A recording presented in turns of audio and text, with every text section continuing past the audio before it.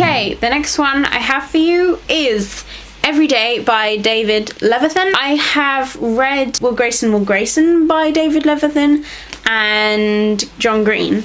They collaborated, but this is my first book written solely by him. I think this is more going to be a discussion, perhaps. I've done a review and I'll leave a link to my Goodreads where I did that below, but I kind of want to discuss this because I thought it brought up loads of interesting questions and I want to explore things more on this channel rather than being more surface level. But first of all, the book is about this character called A who wakes up in a different body every day, and it is about their life and then what happens when they meet someone and they decide that they want to stay with this person, have the chance to live normally. And yeah, I'm gonna move more into the discussion points. I found this novel really interesting in the questions it raises because there's moral dilemmas, there are questions about identity. Now, I haven't really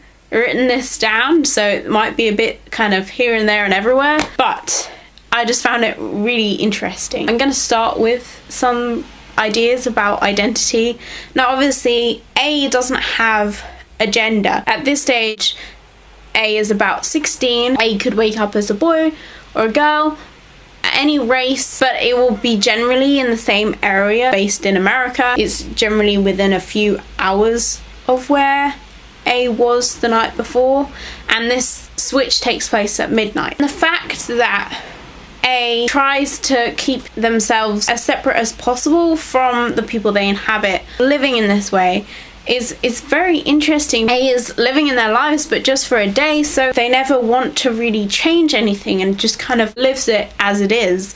But when A does meet Rhiannon, A's like, hey, I want to keep seeing this person. So A starts messing with other people's lives so that A is able to do this. And I'm sorry I'm saying A so much, but you can't really have a pronoun, and they is sometimes a bit weird anyway, so it's really weird to think of a person without gender, without a family, because they seem like integral parts of what make people who you are. I don't know who I would be without my friends, my family, my environment, my childhood, the consistent authority figures and that kind of thing. I feel like they have definitely influenced who I am, and so having a character who hasn't had that sustained or consistent influences in that sense,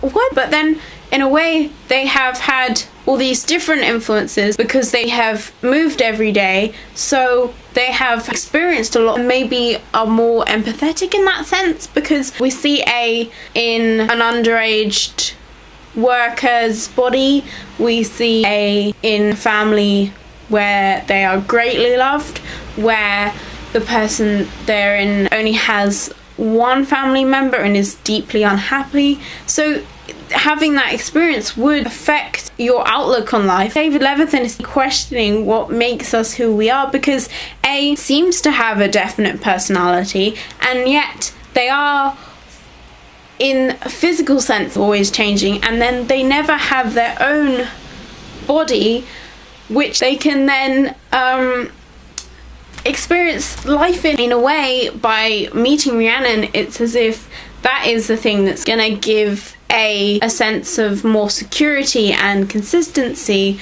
but it's so hard when they have such a different type of existence. And it's like, whoa, just so much to think about. I'm just gonna leave that point now because I don't know what I have and haven't said. Moral questions that are raised. There's lots of stuff that made me think about the worth of someone's happiness, because obviously A is always living in these different people's bodies, and most of the time A is trying to live as they would live, without access to their feelings but with access to their memories. So A is kind of not living their life, and then because of Rhiannon, A is then wondering, is there any way to stop this? Because no one else is like this, but A hasn't really questioned whether it is a permanent state because it has been all they've known. So with Rhiannon, there's the question, can I stop this and can I be with someone permanently? A takes over that person's body for the day, and then there's later in the book there's this thought that could he permanently take over that person's body, but then that raises questions as would he have any more right to a body and thus a consistent life than the soul or person that lived in that body already? Because if A did take over that body, then it would be completely at the expense of the person who was already living in that body. It would just be taking over, but A's never really had their own life to live, and so do they have more of a right to it? But no, because that would be, and it actually says murder, which is true, but whoa, because happiness, and what right do we have to happiness? Because A has in effect had to be selfless their whole life. In the end, A decides that that is the wrong thing to do, and I agree, but it's really sad. It's really sad for A. It's interesting that it asks those kind of questions about happiness, even though is actually through an unusual set of circumstances. Another moral thing that I thought was really interesting is when A is in the body of the very depressed and suicidal girl. I don't remember her name because I read this in kind of 2 sittings, but it made me think a lot because this girl has been meticulously planning her death, and it's fairly clear that she is going through with this. There are always questions about how involved should we be in decisions like this, because it is their right if they want to die, but at the same time, from the outside perspective, we would want to stop it. Life free from religion, it is a great thing. And then in this book, A is in that person's body, but they are an outsider. It just amps up the question about how involved we should get in these kind of matters, because A has such a chance to change things because they don't even appear to be an outsider, the suicidal person. They look like they are the same person.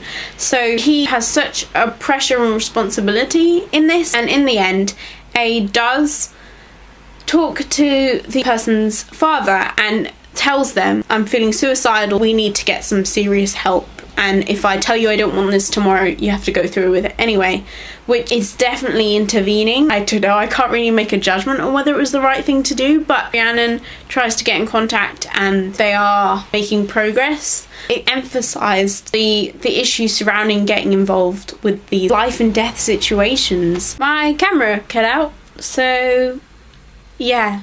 I don't know exactly where I got on my discussion. I thought David Levithan did a really good job at raising lots of issues and discussing them in a different way. My main interest in the book was the exploration of these ideas rather than the romance. Also, if I said he any time instead of A, I'm sorry, but I'm fully aware that A is genderless. The ending of the novel, I'm satisfied with it. It's kind of bittersweet. I think it's quite a responsible decision that A made. Yeah, I really enjoyed every day, and good job, David Levithan.